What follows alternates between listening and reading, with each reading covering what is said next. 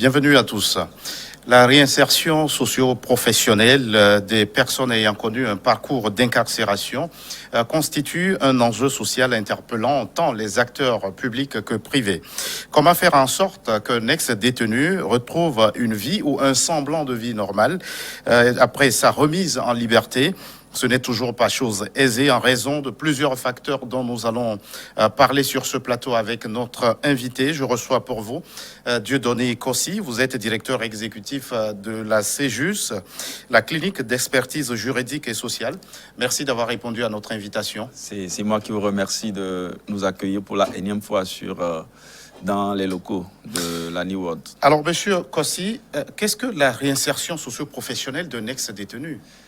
La réinsertion socio-professionnelle d'un ex-détenu va être tout un processus. En fait, un processus qui permet in fine la réintégration dans la vie sociale et dans la vie professionnelle du détenu. Cela suppose que, au bout du processus, que l'ex-détenu puisse et à l'expiration de sa peine retrouver une vie sociale normale. C'est-à-dire que l'ex-détenu puisse retrouver ses droits civils et ses droits civiques également. Et que l'ex-détenu puisse être accueilli par son environnement immédiat. Cela suppose l'abandon d'un certain nombre de préjugés autour de sa personne. Et je crois également qu'il y a, sur le plan social, un certain nombre d'éléments. C'est-à-dire, lorsqu'on parle de la réinsertion socio-professionnelle ou de la réinsertion sociale, il y a que le facteur éducation va intervenir. Il y a également que le facteur emploi va intervenir. Et il y a également que le facteur logement va intervenir. Je disais tantôt que c'était vraiment tout un processus pour la simple raison que la rééducation, la réinsertion socio-professionnelle de l'ex-détenu commence déjà dès son arrivée et à la prison. Alors, monsieur Kossi, les ex-détenus sont souvent sous le poids d'une société, une société dans laquelle certains se posent encore la question, est-ce qu'ils ont des droits? Mais les ex-détenus redeviennent des gens normaux. C'est-à-dire que s'il est peut-être important, nous allons le rappeler, les vocations de l'emprisonnement. Vous savez, on emprisonne essentiellement, je vais ramasser ça comme ça, pour deux éléments. Le premier, c'est un peu l'amendement du délinquant. C'est-à-dire une personne qui, ayant commis une certaine infraction, que ce soit un délit ou un crime, puisse subir les sanctions légalement prévues. Et au bout de cela, que le détenu puisse finalement prendre conscience. C'est-à-dire que l'une des vocations de l'emprisonnement, c'est ça. Il faut amener progressivement le délinquant à prendre conscience de sa faute et donc à se corriger. C'est pourquoi vous verrez que lorsqu'on parle, par exemple, de l'administration pénitentiaire, on va être obligé d'ajouter la réinsertion.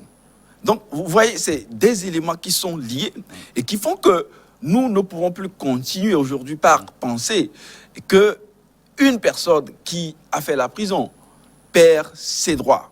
Vous savez, depuis, je crois, les années 71, la France a milité pour l'abandon de la déchéance civique, ou même d'un certain nombre d'autres éléments qui font que, finalement, l'ex-détenu va supporter le poids, le fardeau de cette infraction qu'il a amené en prison tout au long de ses jours post-carcéraux. Alors, votre préoccupation, c'est de relever ce défi lié à la réinsertion socio-professionnelle des ex-détenus.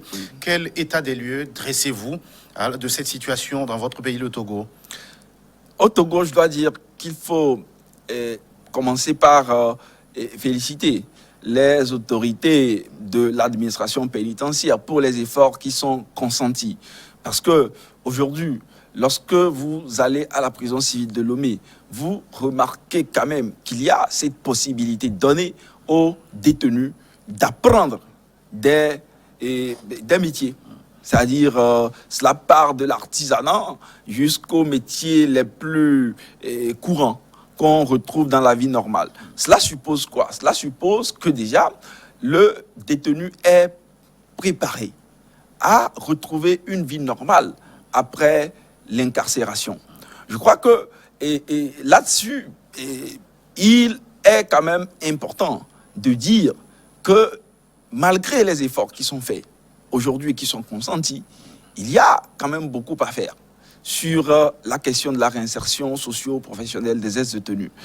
Pour la simple raison que on considère que l'ex-détenu, pour retrouver une vie professionnelle et sociale normale, doit, au moment de son incarcération, bénéficier d'un certain nombre de conditions de détention. Oui. Et vous, en tant qu'acteur de la société civile, c'est aussi votre rôle. Quel effort vous consentez pour baliser la voie à ce processus de réinsertion socio-professionnelle des ex-détenus? Ouais, déjà, je dois dire qu'avant nous, il y a de nombreux acteurs sur le terrain qui font un travail louable. Je crois que aujourd'hui, il y a plusieurs associations qui travaillent en fait à la réinsertion socio-professionnelle des ex-détenus et donc qui font un travail louable d'éducation et de sensibilisation des détenus et à la prison, et aussi un travail d'accompagnement. Je crois qu'il y a par exemple l'Union chrétienne des jeunes gens qui en ce sens se démarque et de manière louable. Et je crois également qu'il y a des exemples concrets sur le terrain, c'est-à-dire des exemples concrets d'ex-détenus qui, après un certain nombre d'années d'accompagnement, retrouvent quand même une vie normale, familiale et associative, et qui s'y aime. Donc je crois que là-dessus, il y a du travail qui est fait. Maintenant, ce que nous voulons faire, c'est aider véritablement à un changement de mentalité. Parce que, vous savez, au-delà des efforts qui sont faits et consentis aussi bien par les pouvoirs publics que les acteurs de la société civile, il y a que la société a également sa part à jouer. Aujourd'hui, le meilleur accompagnement qui permette en fait à l'ex-détenu de retrouver une vie sociale et professionnelle normale, c'est d'abord l'accompagnement et l'acceptation de sa famille. Donc, il est important, et là-dessus les études l'ont prouvé, que l'ex-détenu, lorsqu'à la fin lorsqu'il retrouve en fait une communion de vie avec sa famille d'origine, lorsqu'il est accepté, lorsqu'il ne fait pas l'objet de stigmatisation, il commence par se retrouver psychologiquement et socialement. Est-ce que sur le terrain, justement, les ex-détenus bénéficient de cette communion avec leur famille après ce séjour carcéral? Je vais être formel. Malheureusement, non. Malheureusement, non. Parce que je crois que c'est quelque chose que nous observons vraiment autour de nous. Il n'y a pas besoin de chercher loin. Lorsque vous avez un cousin, un frère qui, au bout d'un certain nombre d'années ou de mois passés en prison, sort, il y a quand même il n'a plus aux yeux des gens la même valeur. Et d'ailleurs, vous savez, il y a des langages stéréotypés qui finalement font que l'ex-détenu est mentalement et psychologiquement démonté. C'est-à-dire, vous parlez d'un cousin ou d'un frère qui a fait la prison. Vous dites, mais vous connaissez mon frère qui a fait la prison là. Et pourtant, 2 ans après, on continue toujours par parler d'un ex-détenu comme s'il traînait toujours le poids. Et il y a une sorte d'opprobre, en fait, qui entoure la personne de l'ex-détenu et qui ne favorise pas sa réinsertion, ni sa réinsertion sociale, et a fortiori sa réinsertion professionnelle. Aujourd'hui, lorsque vous considérez le monde professionnel, vous remarquez malheureusement que lorsqu'une personne fait la prison, malgré ses compétences, les compétences dont il peut être en mesure en fait de prouver, il n'est pas accepté. Son dossier n'est pas traité au même titre que les autres dossiers. Et là-dessus, il faut autant dire qu'il y a de nombreux défis à relever. Alors, vous, acteurs de la société civile, on a constaté, vous avez lancé une campagne digitale de sensibilisation sur la réinsertion socio-professionnelle des ex-détenus. Quelles recommandations vous pouvez faire à l'endroit de l'État en tant qu'acteur principal dans ce processus et à l'endroit de la société civile aussi qui accompagne ce processus?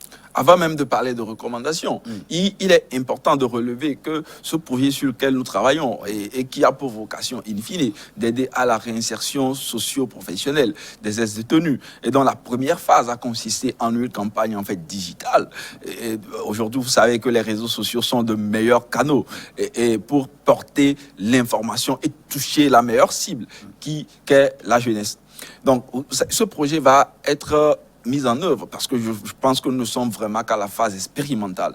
Mais nous pensons vraiment mettre en œuvre ce projet en collaboration avec la direction de l'administration pénitentiaire, avec qui nous avions collaboré depuis 2016 sur les questions des peines alternatives à l'emprisonnement au Togo. Et nous pensons quand même qu'il faut un travail synergique. Et donc, nos recommandations vont aller dans le sens de la synergie d'action autour de cette sensibilisation en faveur de la réinsertion socio-professionnelle des ex-détenus. Parce que aujourd'hui, le travail ne peut pas être fait seul. Il y a plusieurs associations qui interviennent déjà sur le terrain. Mais nous disons à l'égard de la société civile et des pouvoirs publics de créer le climat d'une action concertée de la société civile et des pouvoirs publics en vue d'atténuer ce regard un peu, je vais dire,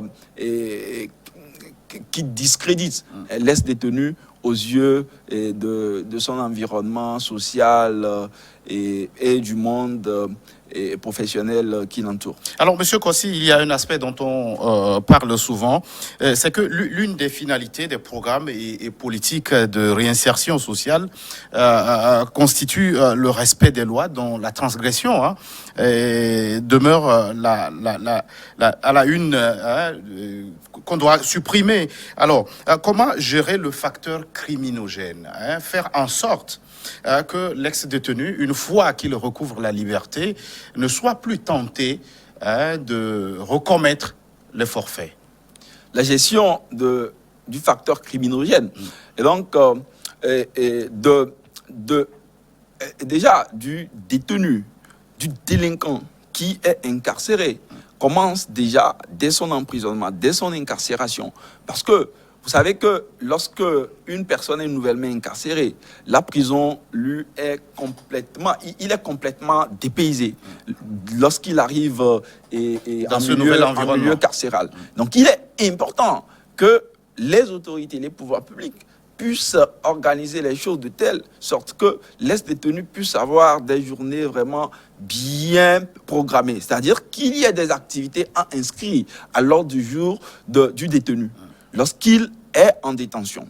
Parce que en réalité, vous savez, on dit souvent que l'oisiveté est mère de tous les vices. Donc cela suppose qu'à partir du moment où l'ex-détenu, tout au long de sa détention, est oisif, il retrouve des fréquentations malsaines.